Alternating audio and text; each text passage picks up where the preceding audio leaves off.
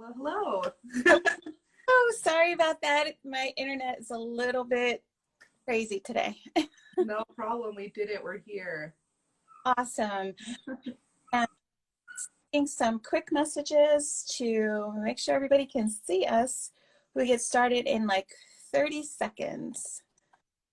1 second. Amazing how time seems like it's going like super, super, super fast. And we are good. Hello, everyone. I am Ceci. This is our very first live, so please forgive us. I'm the communications coordinator for the Frontline, and I'm here with Desiree Joy Frias of the People's Bailout. Today, we're going to have a chat about the American Rescue Plan, but first, I have to invite you guys to our mass call tomorrow night. It's on the Frontline, Congressional Recess Action Training, and it's at 8 p.m. Eastern. You can RSVP using this link below in the comments. And while I'm doing that, Desiree, why don't you tell us about the People's Bailout demands? Yeah, so hi everyone. My name's Desiree Joy Frias. I use she, her pronouns, and I'm based out of the beautiful South Bronx, New York. The People's Bailout is a partnership of over 1,000 organizations, lawmakers, and individuals who have been fighting since the start of the pandemic to pass a just relief package that centers people and not profits. So we go by 5 principles, health first, economic relief directly to the people, bailing out workers, not corporations, investing in a green economy, and protecting our democracy. And our work is anchored by the members of our core team, Center for Popular Democracy, It Takes Roots, Movement for Black Lives, Care in Action, People's Action Sierra Club, and Working Families Party. So under these 5 principles, we've been fighting alongside our partner organizations for targeted asks from Congress to bail out the people, not corporations and billionaires. So right now, we're asking for $2,000 monthly recurring cash payments, for public health coverage for all, for a pathway to citizenship for essential workers, for rent and student debt to be canceled, for a stop on evictions, extending and boosting unemployment to $600, and to form a public health jobs corps to hire 100,000 care workers to come into our community to vaccinate everyone, to test, and then to be permanently deployed there. Because Ceci, I don't know if you've had this problem down in Georgia, but the healthcare system is it's unacceptable up here. Yeah, we have the same problem. It's ridiculous. So that's the People's Bailout platform. So thanks for having us. Yeah, it's great to hear from you. Can you do a brief breakdown? I think you were on another call and I heard you break down how this isn't really a handout at all. This is money that we as taxpayers have paid into for years. And all we're asking for is basically for us to be given back what we've paid into. Can you explain why that is? Yeah, absolutely. So, first of all, right now the federal poverty line is $12,000.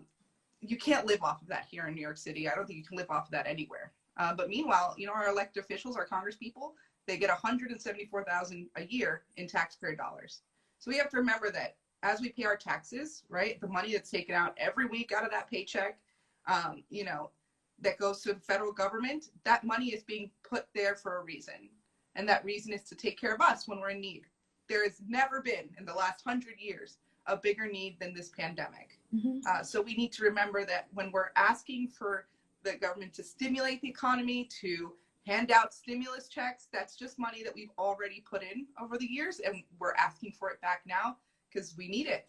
In Texas, people have $11,000 electricity bills from this month.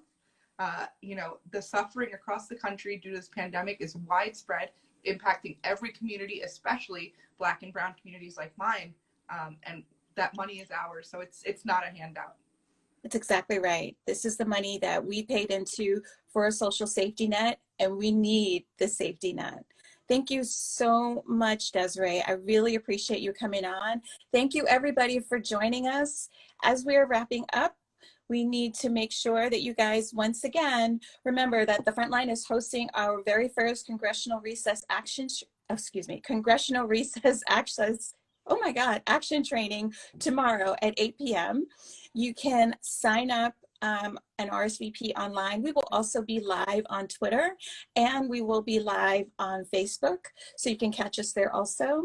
And please, by all means, go to the People's Demand, the People's Bailout, oh my God, People's Bailout website and find the demand letter. We'll put the link in the chat. I mean, in the comments for you to sign the People's Bailout demand letter. Everyone needs, this is our money. It's time for us to get some help, some assistance, and we need it right away. And not just a one-time stimulus. We need this ongoing to help everyone out. So yeah. And so let me break down the American Rescue Plan. So, so President Biden has put out this plan called the American Rescue Plan. It's $1.9 trillion across a bunch of different pockets, right?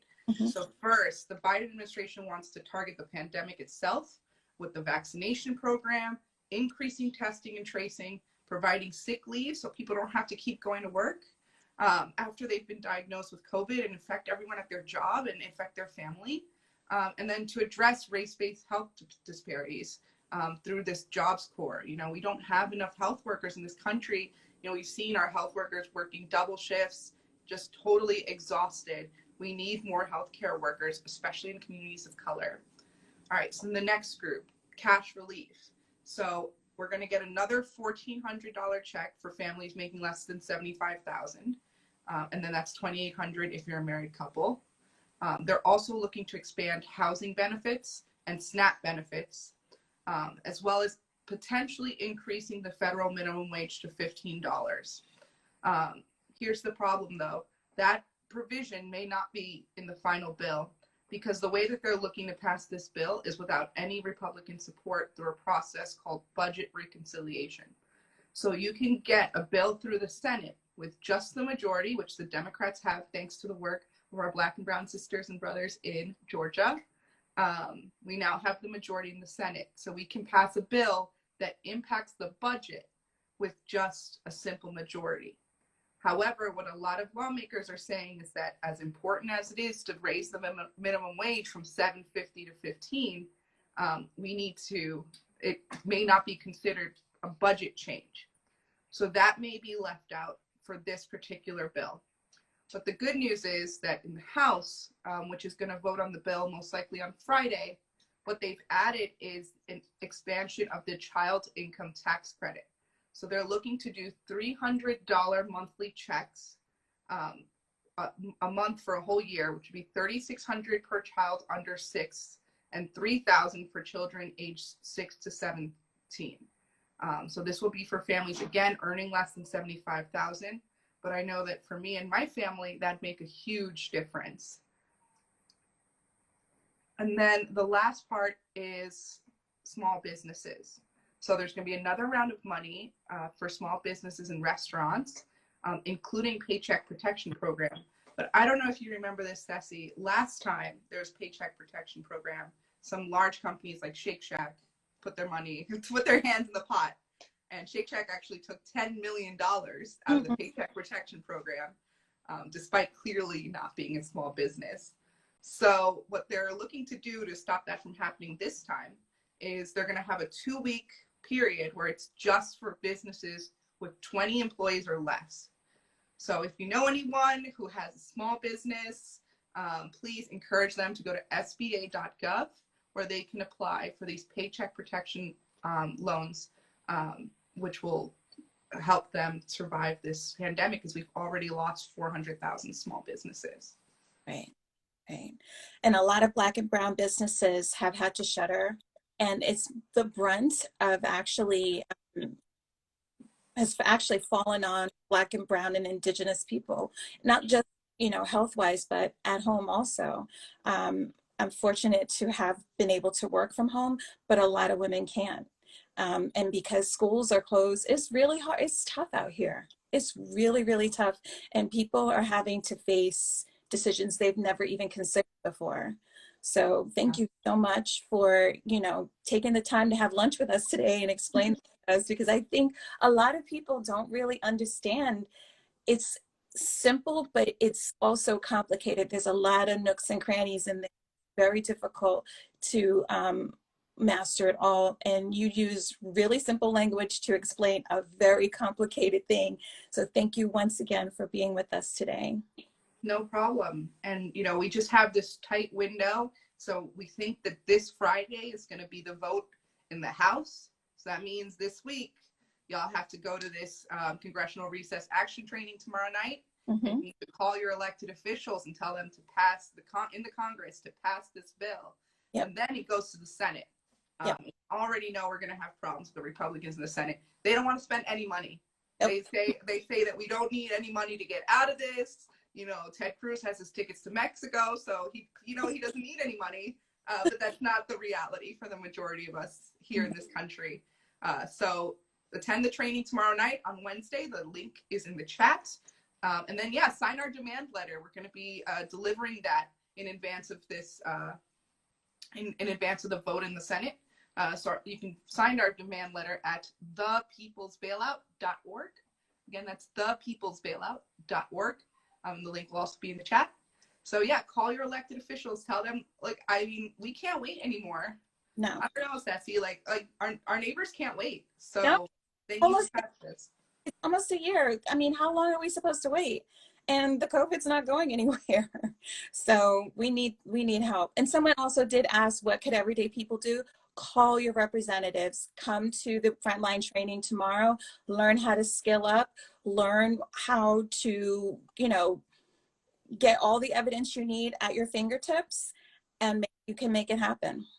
So yeah, and it's so important to call. You can call or email your elected officials. The link is on their websites, and they really do have to track every time you call. They have to track what you're saying, who's calling from their district, and that adds up. It really does, and it really does. That's the only way we can influence them and show them that this is the way out. We have to spend money, we have to spend big, and we have to do it now. Because if not, we can't lose another 400,000 small businesses. We just can't. We can't. Thank you so much, Desiree. Thank you, everybody, for having lunch with the Frontline today. I think we're going to do this again. It was fun. Great. Thanks so much. And I'll see you all tomorrow night at 8 o'clock. That's at the Congressional Recess Action Training. No excuses. We want everybody there. Absolutely. So thank you so much, everybody. Take care. Bye-bye.